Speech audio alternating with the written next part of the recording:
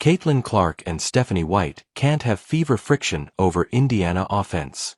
The Indiana Fever struggled to score in Caitlin Clark's return to the lineup against the Golden State Valkyries, which on its own is no cause for concern, considering Clark has been in and out of the lineup and it would be natural for the team to need an adjustment period to get acclimated.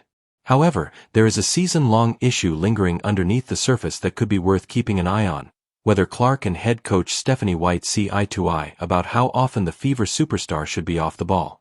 Let's go back to May 24th, a contest Indiana narrowly lost to the New York Liberty, and was the game where Clark suffered her first injury of the season. But it was the pre-game media availability that laid the groundwork of intrigue for the debate about how Clark is utilized in the offense. I don't think that Steph White is bad coach. I just don't think she has any clue how to use Caitlin Clark properly. ABC Superscript 2 Appreciator, at CCMVP Loading, July 9, 2025. When discussing how the Fever could improve to that point early in the season, Clark stated plainly, "I think we need to do a better job of getting me the ball in transition. Whether somebody is there or not, I think there's a fine balance of playing me off the ball and also getting the ball in my hands. That's when I'm the best, in transition." Everybody knows that. Shortly thereafter, I asked White how the team finds the balance Clark referenced. One thing the Fever coach emphasized was how Clark would be able to get open looks if she sets great screens, something that obviously happens off ball. She added, "Caitlin's a player that right now has the most talent around her that she's ever had. And now our job as coaches is how we figure out how to put us in position to be the best team that we can be." White then referenced the Pacers as a blueprint for the style the Fever can play in regards to buying into the we over the me. She specifically pointed out how Tyrese Halliburton getting his teammates involved early can be a lesson for Clark, in stating that the great teams are going to take that strength away if the Fever rely too heavily on the star guard's generational talent. Fast forward to the Valkyries game and many of these same beats remain. Clark started alongside Kelsey Mitchell as usual against Golden State, but point guard Ari McDonald was also inserted into the starting lineup. This was again in an effort by the Fever coach to ease the burden on Clark. "I like the ability to have two primary ball handlers on the floor," White said of the decision to insert another player at Clark's position in the starting group. "And quite frankly for Caitlin, specifically, not having to have her play under duress 94 feet the entire time she's on the floor," she added. Clark was asked a similar question about the potential backcourt pairing at practice the day prior and parroted her coach about being picked up 94 feet all the time.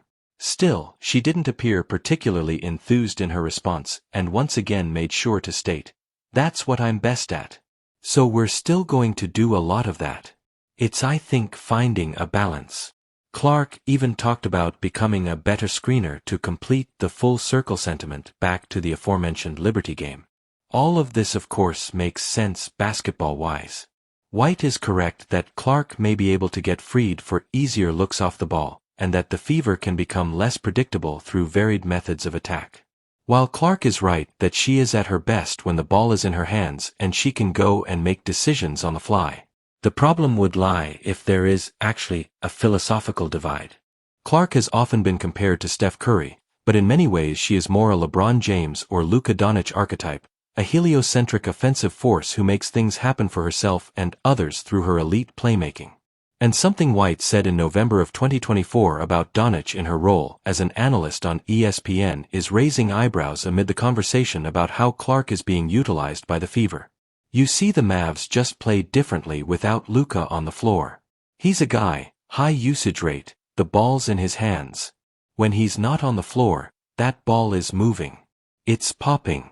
Multiple players getting involved in the action and everyone stepping up," White asserted. Again, she wasn't completely wrong. But that sentiment certainly might ruffle feathers with Indiana fans given there are some similarities with how Clark likes to operate. And when one is dealing with a talent as prodigious as the Fever point guard, avoiding anything that stifles her transcendent ability is prudent.